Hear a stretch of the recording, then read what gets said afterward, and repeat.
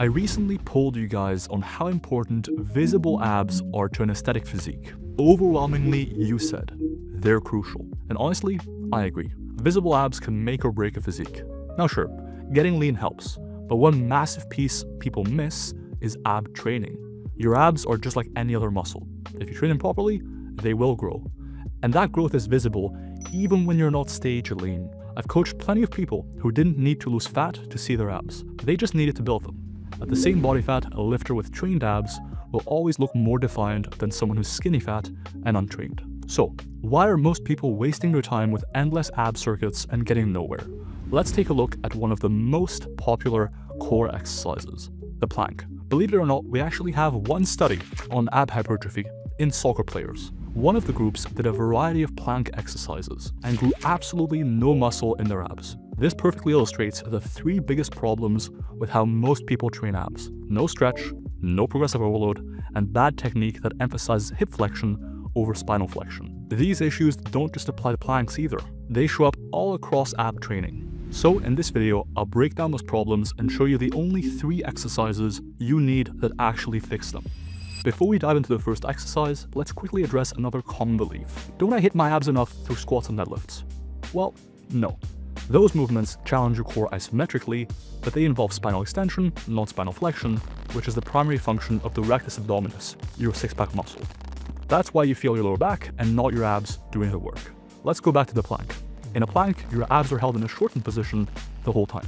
There's no meaningful stretch, and we now know that stretch-based loading is a powerful stimulus for muscle growth. This also applies to most sit-up variations. If your spine stays neutral and your hips do most of the work, your abs don't get lengthened at all. That's where cable crunches come in, when done right. Most people hinge at the hips and keep their spine straight, completely missing the point. Instead, focus on spinal flexion. On the way up, extend your spine, like puffing your chest outward. You should feel your abs stretch. On the way down, curl your spine. Bring your clavicle towards your pelvis, not your head towards your knees. This gives you one of the only ab exercises where you can really stretch the muscle under load. Worried about spinal flexion causing lower back pain? That myth mostly comes from research on dead pig spines. Living humans' muscles, bones, and joints adapt. You're not a pig. Cable crunches are also easy to load, which brings us to the second issue.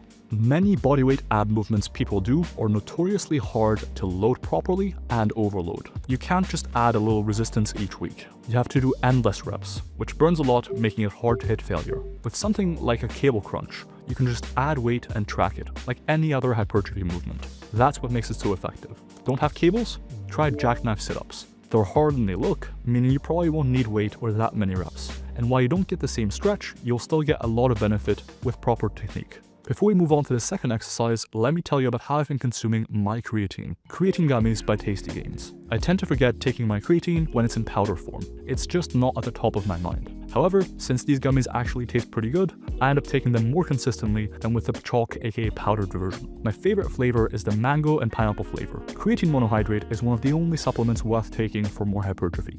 I'll leave a link in the description if you'd like to check them out. Next up, the ab wheel rollout. This one maximizes resistance in the stretch, albeit at the expense of getting a full stretch. This makes the cable crunch and rollout synergistic, where one is lacking, the other one hits.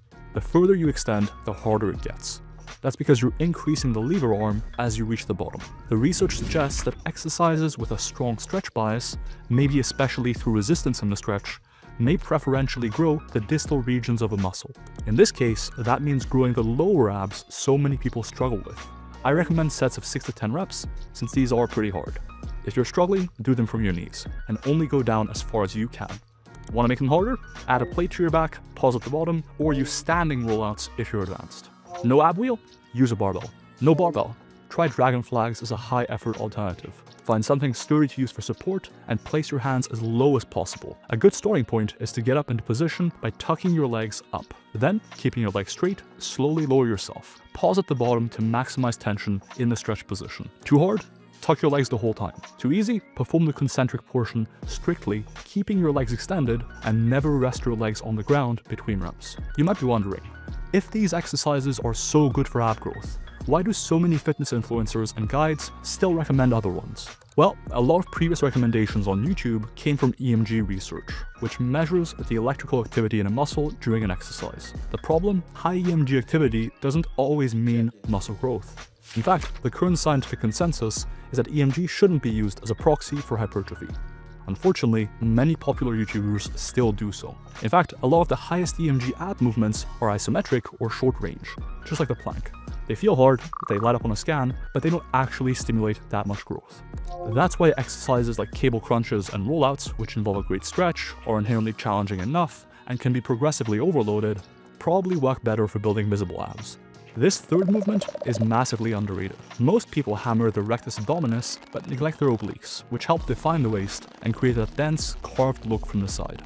Now, your internal and external obliques do assist in spinal flexion, so they are trained during exercise like cable crunches and rollouts. If you're truly going minimalist, you could technically stop at the first 2 exercises. But if you want that complete, well-developed midsection, especially from the side and 3/4 angles, some direct oblique work goes a long way. The primary functions of the obliques are spinal lateral flexion and rotation. In my opinion, the only oblique exercise most people will ever need is the dumbbell side bend. Here's how to do it properly. Keep your knees and hips extended. Hold the dumbbell in one hand and slowly bend sideways, focusing on a deep stretch through your obliques on the opposite side. Then, use your obliques to pull yourself back upright. This hits all 3 issues we've talked about. It gives you an excellent stretch. You can progressively overload it over time, and when done correctly, it emphasizes lateral spinal movement, not other joint functions like knee or hip extension. If you find yourself tumbling over, try these 3 fixes. First, try using a Smith machine for added stability. Second, you can try focusing your gaze on one fixed point in the mirror or the wall. Finally, use your non-working hand to hold onto something for balance. On these, start light, around 10 to 15 reps per side. As you get confident, progress to 6 to 12 reps per side with heavier loads. As a bonus, dumbbell side bends also train your erector spinae, which plays a major role in back development. This muscle runs from your hips to your neck and adds thickness here, making your entire posterior chain look more developed.